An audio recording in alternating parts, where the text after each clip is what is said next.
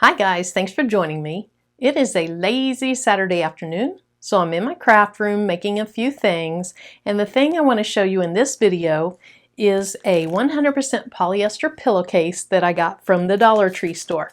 So this is the package that it was in, so you can know what to look for if you want to go look for these.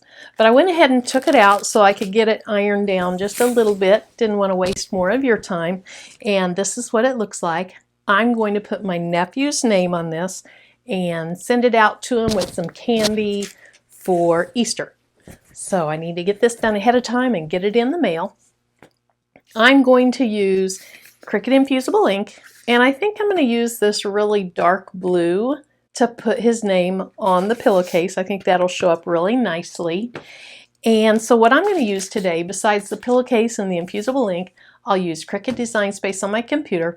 I'll use my Maker over here. You can use whatever cutter you have. I'll use a brayer, some heat-resistant tape, some scissors, my standard grit mat, and then with infusible ink, you use a piece of butcher paper that they supply to put over it, and then a white piece of cardstock goes between your two layers of fabric so that the ink doesn't go to the bottom layer. And I think that's it. If there's something else, I'll mention it along the way. I'm in Cricut Design Space, so I want to type out my nephew's name, and his name is Carter with a K. Now he's not old enough to read script fonts or cursive writing yet, and so I want to use all caps.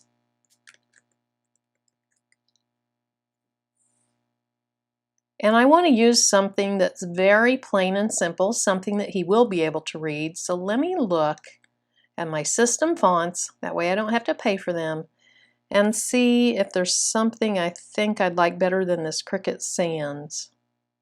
I do like it. I like that it's very simple, very chunky. But let me try this. Well, that looks nice. Looks about the same. I do like that, but let me look for just another minute.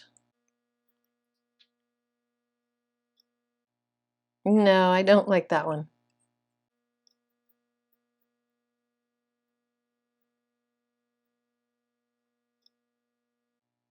That's kind of cute, but I think I'm going to go back up here with, where was it?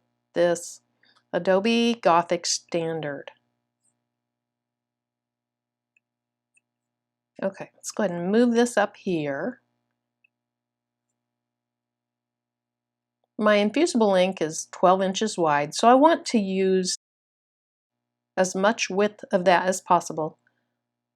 So I'm going to make the view smaller so that I can get it out to 12 inches. Okay, let's just drag it.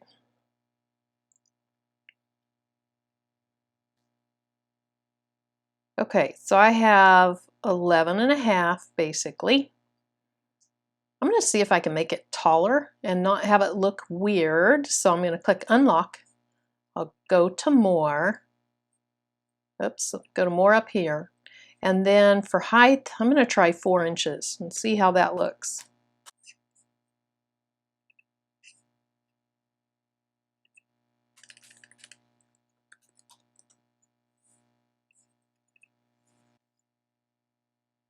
Okay, I think maybe a solution would be to have my letters a little closer together. I'm going to ungroup them so I can move this K. Well, I think the R can go over a little bit.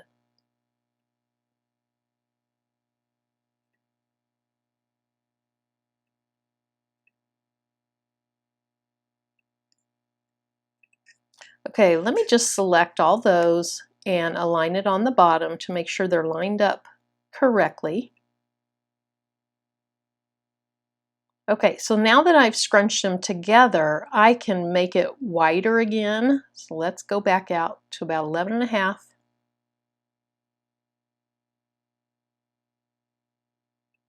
Okay, so that gets us to almost 4.5 inches tall. I think that will look fine. My letters are going to be blue, so I'll change them blue. Ooh, that's purple. Okay, there we go. Now let's see what happens when we click Make It. Okay, it takes them all out of order, and so let's cancel that cut. What we're going to do is select all of the letters and click Attach. That makes it so that when it sends it to your cutter, it looks just like it does here. The letters relative to each other stay in the same place. So I'll click Make It. Okay, I went a little bit more than 11.5, so I'm going to have to cancel. Yeah, I went 11.588. Let me go ahead and unlock that. Take my height down to 11.5 exactly. Okay, this should work. Let's see, Make It. There we go. Now, Infusible ink has to be mirrored, so I'm going to click on the mirror. I'll click Continue.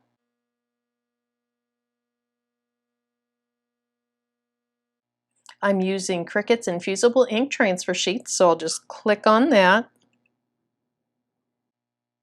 Now notice here it tells us make sure that the mirror is on, and I did that.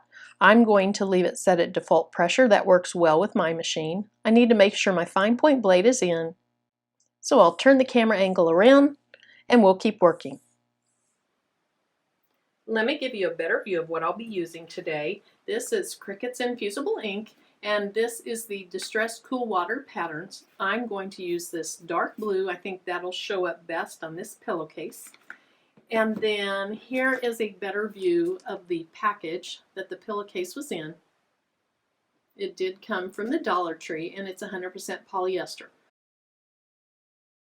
So for $1 in the pillowcase and a couple dollars in the infusible ink, we'll have just a cute personalized little gift for my nephew. When you use the infusible ink, they come in this protective black plastic cover. They tell you to not let a lot of light be shining on the inks while they're not in use, so I always put mine back in here, which can be a little bit of a trick. There's also going to be something that refers you to the Cricut help desk. There is a little piece of fabric in case you need that, and then there's this silica gel to keep moisture out of their packaging.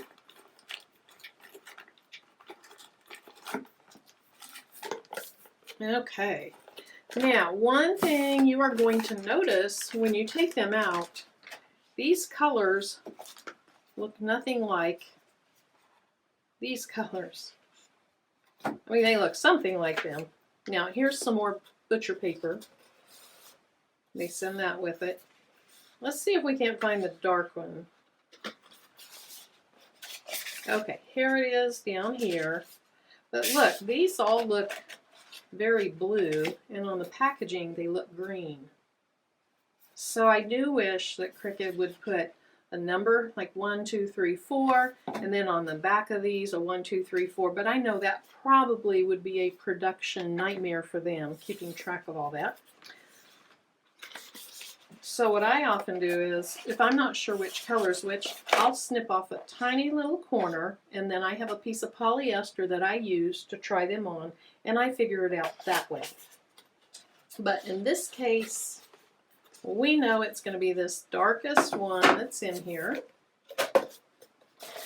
But if I compare this against the box, it's a much different color. It's a lot lighter, less saturated. And I'll compare it at the end so that you can see it really does turn this color. Now you want to have really clean hands when you're using this. You don't want your hands to have any natural oils or anything like that, because that can affect how it adheres. And it's been rolled up. So the way I work it is I kind of straighten it out, and then I hold the sides with some pressure, hold those tight, and get it pressed down there. And then I just work my way over. It scratches easily, so I use this brayer to adhere it down.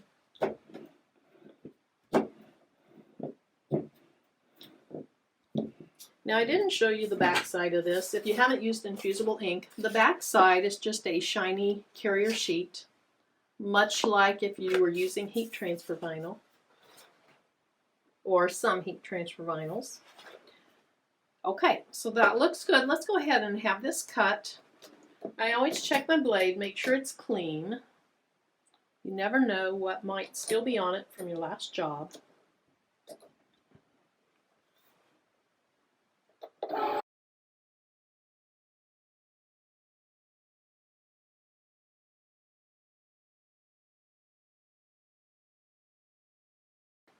Okay, let's go ahead and remove this.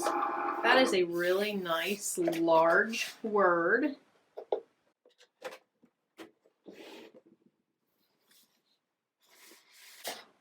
Now I like to remove things from my mat by turning my mat upside down and then holding my material as flat as possible while I bend my mat back off of it.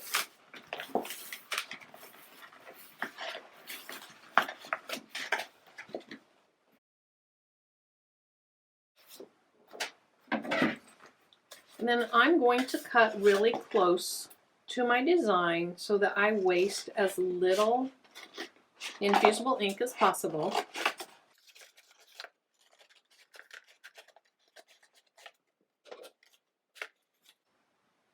The first few times that I weeded infusible ink, I really hated it, but once you kind of figure it out, it gets a lot easier. So I just kind of bend at an area that's cut, bend it back. So just grab a piece that's going to be weeded out and break, just tear it to the edge. And then you can just start pulling around.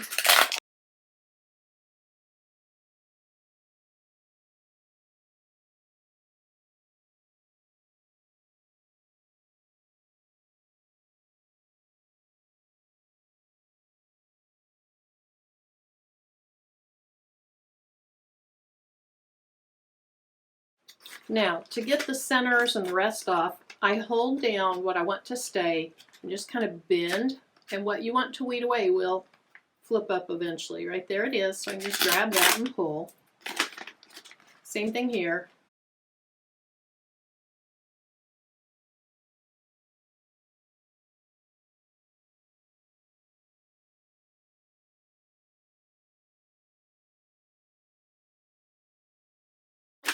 Now you can turn it over to make sure it looks right, and it does. You can see the word Carter. Now it cut through the backing a little bit there, and it typically does on my machine. Even when you don't add any more pressure, it will cut through the backing in a few places. I'm going to go ahead and turn on my Easy Press 2. This is the large 12-inch by 10-inch, and you saw, let me turn it off. When I turn it on, you're going to see what the last settings were. So 385 for 40 seconds, then it flashes to where the current temperature is. I used this a little bit ago today, so it is warmer than what you'll see when you turn yours on.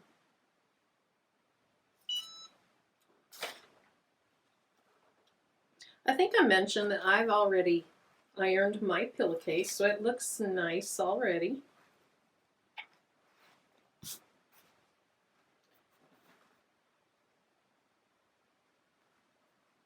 Now I want the tag at the bottom. It really doesn't matter, that's just my own personal preference.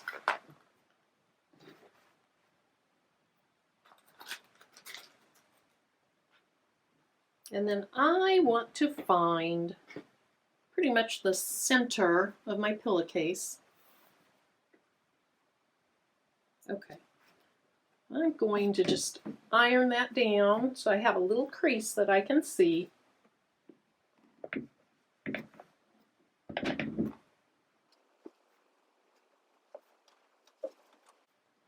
Okay, so the little crease is right there, so that's pretty much the center. I want to get it smoothed out just as much as possible. Now, before you use the infusible ink, you're supposed to remove any stray fibers with a lint roller, and I get 3 of these at the Dollar Tree for $1. And so Just rolling over your fabric where your design's going to be to pick up any stray fibers. I have forgotten to do that more than once, and it's always turned out okay, but I could see if there were loose fibers on there, they would show through the infusible ink. Basically, when the loose fiber comes off and the infusible ink is on that loose fiber, then it's going to leave a void on your fabric. Okay, so I want to find the center of my design.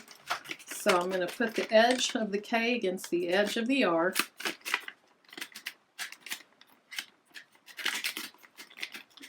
Okay. So I have a little crease right here. So there's my crease up there. I'm just going to kind of come down and place it where I think it should go. Now, my husband's using power tools, so I'm sorry if you can hear that.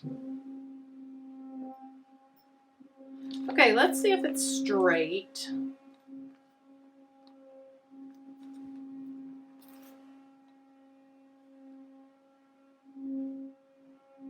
And if it's not perfectly straight, I don't think you're going to notice that it's going to be on a pillow and all moved around, but I'm going to lift it up and look at it. If you want to be really precise, you can grab a ruler. So, let's see.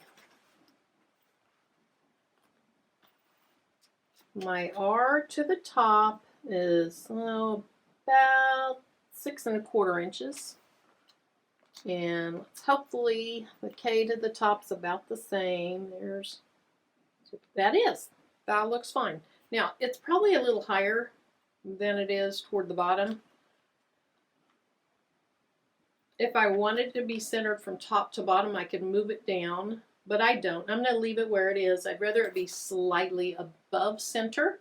Because the pillowcase is thin, I am going to do what Cricut recommends, which is to put a piece of white cardstock between the layers of the fabric that it's going on.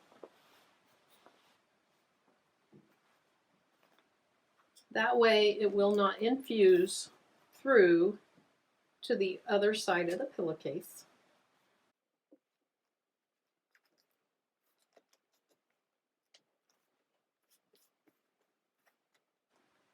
Okay, and because I want to protect the pillowcase from the extreme heat of the heat press, I'm going to use a Teflon sheet.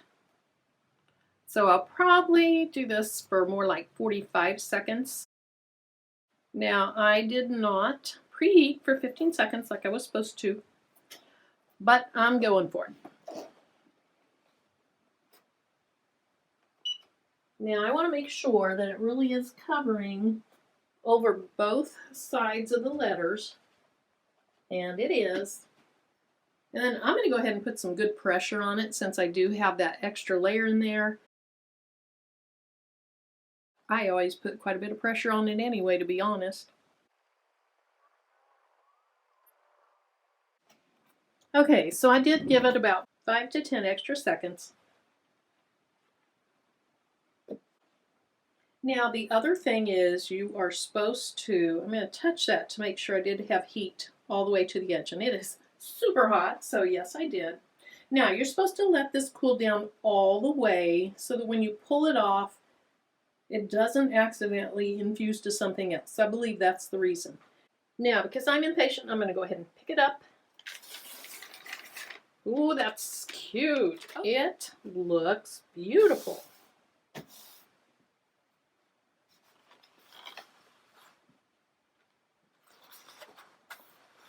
I can see a slight difference in color where the plastic carrier sheet was versus where it wasn't. And I'm wondering if that's like red. If you've ever pressed red with a hot heat press, when you take the heat press off of it, the red where your heat press was is a different color. And then it comes back to normal. And so I'm hoping that that slight difference will go away. And I don't know if you can even see it from the camera. But if I lift it up here, maybe you can see it. The blue right here is just slightly lighter than the blue around where the carrier sheet was. But that is really cute. I told you I would compare the color of the ink to the package, and you can see that it is very, very close to the color that's on the package.